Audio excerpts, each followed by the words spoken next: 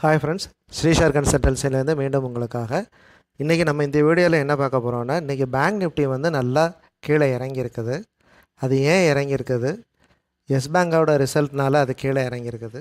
அப்போ S bank வந்து ஏன் இந்த அளவுக்கு இறங்கியிருக்குது? இந்த ரெண்டையும் பார்த்துட்டு நம்ம பேட்டர்ன் ட்ரேடிங்கை பற்றி, இன்றைக்கி பேட்டர்ன்னா என்ன, அதை வச்சு எப்படி ட்ரேட் பண்ணுறதுங்கிறத வந்து பார்க்கலாம். இப்போ பேங்க் நிஃப்டியோட சார்ட் இதில் இருக்குது, 15 மினிட் சார்ட்டு. இது நேற்று க்ளோஸ் ஆகிருக்கிற இடம். இன்றைக்கி பார்த்தீங்கன்னா நல்ல ஒரு டவுன் ட்ரெண்ட் வந்து ஏறத்தாழ ஒரு 400 பாயிண்ட் வந்து கீழே இறங்கியிருக்கிறாங்க.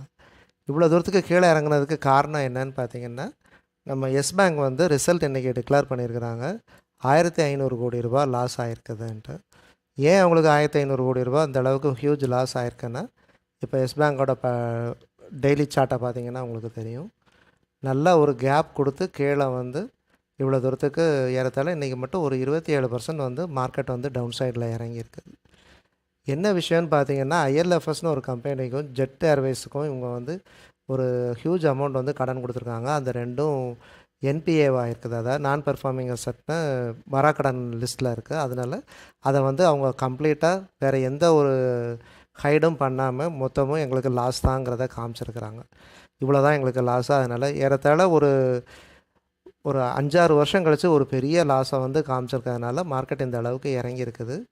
இதோட இம்பேக்ட் ஏற்கனவே நடந்திருக்குது. இந்த இடத்துலையே பார்த்தீங்கன்னா அது 400 450 ரூபாய்க்கு நல்லா ட்ரேட் ஆகிட்டு இருக்கும்போதே இந்த இடத்துல இந்த எஸ் பேங்க் இது ஐஎல்எஃப்எஸோட பிரச்சனையினால தான் மார்க்கெட் இந்த அளவுக்கு இறங்குச்சு. இதுக்கிடையில் அவங்க சிஇஓவில் ஒரு பிரச்சனை இருந்துச்சு. அந்த ரெண்டையும் சேர்ந்து மார்க்கெட் இந்த அளவுக்கு இறங்குச்சு. பட் ஆனால் அங்கேருந்து ஒரு நல்ல ரெக்கவரி கொடுத்து இந்த அளவுக்கு வந்துட்டான். ஏறத்தாழ ஒரு 270, 280, 300 பக்கத்தில் நெருங்கி வரும்போது இன்றைக்கி திருப்பி அதோட இம்பேக்ட் வந்து மார்க்கெட்டில் நிறைய காமிச்சிருக்கிறாங்க.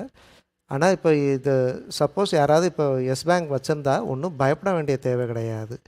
ஏன்னா இந்த இடத்துல அவங்களுக்கு பழையபடி நல்ல ஒரு சப்போர்ட் இருக்குது. இந்த ஒரு ப்ளூ லைன் காமிச்சிருக்கேன். இந்த இடத்துல வந்து இது லைஃப் டைம் லோ. அவங்களுக்கு இதை தாண்டி மார்க்கெட் கீழே போக வாய்ப்பே கிடையாது. போச்சுன்னா மார்க்கெட் ரொம்ப கிராக் ஆகும். அதனால் அந்தளவுக்கு போகிறதுக்கு வந்து வாய்ப்பு இல்லைங்கிறதுனால இந்த இடத்துல கண்டிப்பாக ஒரு சப்போர்ட் கிடைக்கும். 155, 150 அந்த ரேஞ்சில் வந்து ஒரு நல்ல சப்போர்ட் கிடைக்கும். ஏற்கனவே வச்சுருக்கிறவங்க இந்த இடத்துல வந்து அக்குமுலேட் பண்ணுங்கள், ஆவரேஜ் பண்ணுங்கள். கண்டிப்பாக அடுத்த குவார்ட்டர்லி ரிசல்ட்டில் அவங்களுக்கு ரிசல்ட் நல்லாயிருக்கும். ஏன்னா அவங்க இருக்கிற மொத்த பேட் டெப்ஸையும் காமிச்சிட்டாங்க. எந்த இடத்துலையும் எதையுமே ஹைட் பண்ணலை. இப்போ இது சப்போஸ் எதாவது ஹைட் பண்ணி இது வரும் வராதுன்னு எதாவது பண்ணியிருந்தாங்கன்னா அடுத்த குவார்ட்டர்லேயும் அந்த மாதிரி காமிக்கிறாங்கும்போது கொஞ்சம் ஏறுறதுக்கு வந்து சிரமப்படும். இவங்க மொத்தமாக காமிச்சிட்டதுனால கண்டிப்பாக அடுத்த குவார்ட்டர்லேயும் வந்து நிச்சயம் ப்ராஃபிட் காமிப்பாங்க. அப்படிங்கும்போது மார்க்கெட் எகைன் அது 300க்கு மேலே வரும். ஸோ இப்போ வச்சுருக்கிறவங்க யாரும் அவசரப்பட்டு விற்க வேண்டாம். அந்த 150, 155 வந்து ஆவரேஜ் பண்ணுங்கள், நல்லா வரும். அதை தான் நம்ம வந்து தெளிவாக சொல்லிட்டு உட்காந்துருக்குறோம். இதுக்கப்புறம் கப் அண்ட் ஹேண்டில்னு அந்த பேட்டர்ன் ஸ்டடியை பற்றி நம்ம பார்க்க போகிறோம். இப்போ பேட்டர்ன் ஸ்டடின்னு வரும்போது பார்த்திங்கன்னா, ஒரு நிமிஷம் இருங்க, நான் ஒரு சார்ட் எடுத்துக்கிறேன். இப்போ ஹெச்டிஎஃப்சியே எடுத்துடுங்க. இப்போ நம்ம ரெகுலராகவே அதில் வந்து ஒரு வாரமாகவே பார்த்துட்ருக்குறோம். நம்ம நல்லா அதில் ஒரு ப்ராஃபிட் வந்து ஏர்ன் பண்ணிகிட்ருக்குறோம். லாஸ்ட் டைம் கூட பார்த்திங்கன்னா வெள்ளிக்கிழமை இது ஹை லோவுக்கு கீழே மேலே பிரேக் அவுட் ஆகிருக்குது, நமக்கு ப்ராஃபிட் கொடுத்துருக்குறோம். இன்றைக்கி பார்த்திங்கன்னா இந்த ரெண்டும் தான் ஹை லோ, அதுக்கு மேலே பிரேக் அவுட் ஆகிருக்கு, ப்ராஃபிட் கொடுத்துருக்குறான். இப்போ பார்த்திங்கன்னா இந்த ப்ளூ லைனை பாருங்கள். இந்த ப்ளூ லைன் வந்து இந்த இடத்துல இறங்கி ஒரு கப்பு மாதிரி ஒரு பேட்டர்ன் விழுந்துருக்குதா. இந்த கப்பு தான் வந்து கப்பு, இது ஒரு ஹேண்டிலாக நம்ம வச்சுக்கிடலாம். இந்த இதை தான் நம்ம கப் அண்ட் ஹேண்டில்னு சொல்கிறது. அதாவது ஒரு கிண்ணத்தை வந்து ஒரு கிண்ணத்தோட வளைவு மாதிரி வந்து அது வந்து ஒரு சின்ன ஹேண்டிலும் இருக்கிற மாதிரி வந்து வந்திருக்கு. இந்த கப் அண்ட் ஹேண்டில்னு வரும்போது இதோட ஹைக்கு மேலே வந்து பை எடுக்கிறோம், லோக்கு கீழே செல் எடுக்கிறோம். ஆனால் லோ தான் ஸ்டாப் லாஸு. இப்போ லோக்கு கீழே இதில் செல் வராது, ஏன்னா இது வந்து கப்பும் ஹேண்டிலும் போட்டுக்கிறதுனால இது மேலே தான் வரணும். இப்போ reverse cup and reverse handle வரும், அப்போ வந்து உங்களுக்கு வந்து செல் வரும். அதை நான் இன்னொரு சார்ட்டில் நான் உங்களுக்கு தெளிவாக காட்டுறேன். இதில் வந்து நமக்கு நேர்மறையாக வந்து கப்பு தான் வந்திருக்கு, கப்பும் ஹேண்டலும். இது வந்து ஒரு 30 மினிட்ஸ் சார்ட்டு, ஹெச்டிஎஃப்சியோட 30 மினிட்ஸ் சார்ட் இது. ஆனால் 30 மினிட்ஸ் சார்ட்டை விட 1 ஹவர் சார்ட்டில் தான் இது வந்து நல்லா, ஒன் டே சார்ட்டில் தான் நல்லாயிருக்கும். ஒன் டே சார்ட்டில் வந்து பொசிஷனலாக ட்ரேட் எடுக்கலாம், நல்ல ப்ராஃபிட் எடுக்கலாம். இப்போ பார்த்திங்கன்னா இங்கேருந்து இது வர ஒரு மாதத்தில் ஒரு பெரிய கப் ஒன்று ஃபார்ம் ஆகிருக்குது.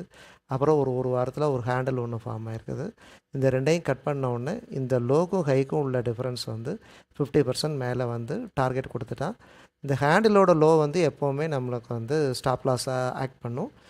கொஞ்சம் ஸ்டாப் லாஸை பற்றி எனக்கு ஒன்றும் பெரிய ரிஸ்க்கு கிடையாது, நான் இதே எடுத்துக்கிறேன்னா இந்த கப்போட லோ வந்து நம்ம வந்து ஸ்டாப் லாஸாக எடுத்துக்கலாம்.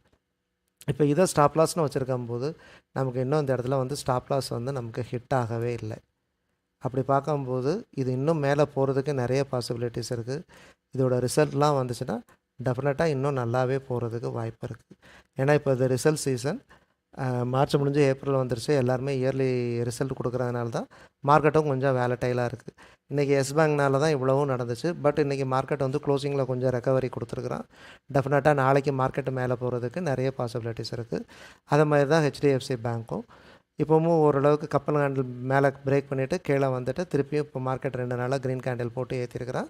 கண்டிப்பாக நாளைக்கு மேலே வர்றதுக்கு வாய்ப்பு இருக்குது. இதே மாதிரி இன்னொரு சார்ட் ஒன்று காட்டுறேன், செஞ்சுரி டெக்ஸ்டைல்ஸு.